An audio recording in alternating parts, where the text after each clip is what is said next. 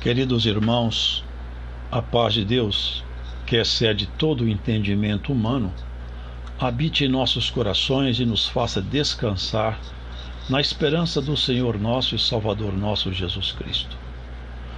Os fortes ventos que sopram tantas incertezas e temores sobre a humanidade nesses últimos dias, provocadas pela pandemia do coronavírus, trazem consigo nuvens espessas, carregando ameaças e insegurança a todos e estabelecendo um clima geral de pânico.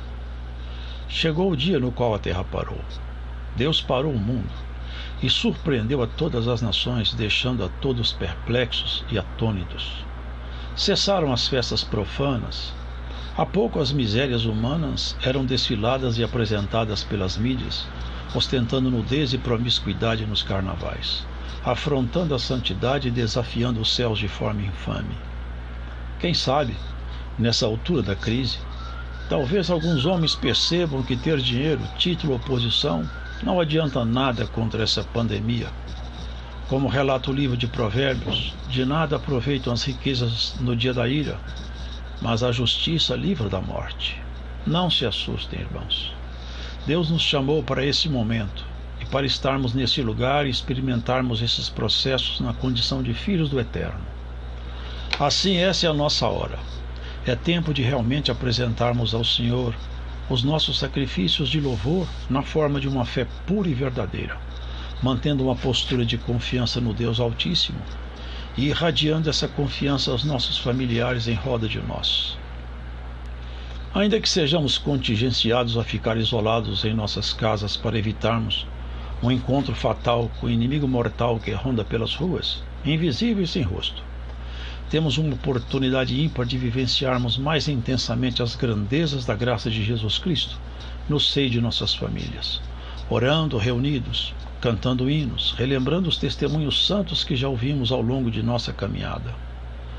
Todos esses doces momentos espirituais que o agitar da vida haviam sequestrado de muitos lares podem e devem ser resgatados agora. Façamos, portanto, irmãos, semelhantemente o Senhor instruiu a Israel pelo ministério do profeta Isaías, dizendo: Vai, pois, povo meu, entra nos teus quartos e fecha as tuas portas sobre ti. Esconde-te só por um momento, até que passe a ira. Saibam os irmãos que isso ainda não é o fim. São apenas princípio de dores. Entretanto, temos como âncora a certeza de que não estamos, nem tampouco em tempo algum estaremos desamparados pelo Senhor. Afinal, o apóstolo Paulo afirmou que todas as coisas contribuem juntamente para o bem daqueles que amam a Deus, daqueles que foram chamados pelo seu decreto. No livro de Salmos encontramos verdades que nos consolam, esclarecem e dissipam essas nuvens escuras trazidas sobre a nossa cabeça pelas últimas notícias publicadas pela mídia. Lembremos, certamente, que a bondade e a misericórdia nos seguirão todos os dias da nossa vida e habitaremos na casa do Senhor por longos dias. Outra vez diz: Cantai ao Senhor, vós que sois seus santos, e celebrai a memória de sua santidade, porque a sua ira dura só um momento. No seu favor está a vida.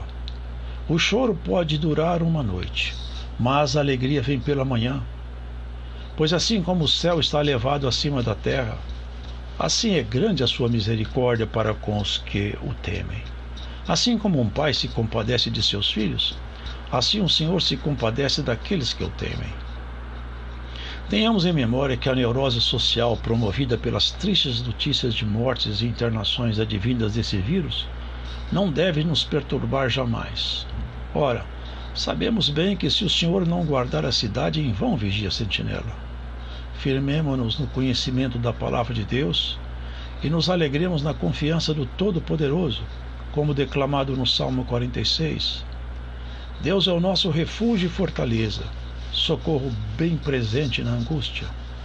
Portanto, não temeremos, ainda que a terra se mude, e ainda que os montes se transportem para o meio dos mares, ainda que as águas rujam e se perturbem, ainda que os montes se abalem pela sua braveza.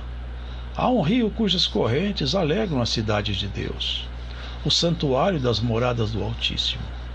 Deus está no meio dela, não se abalará.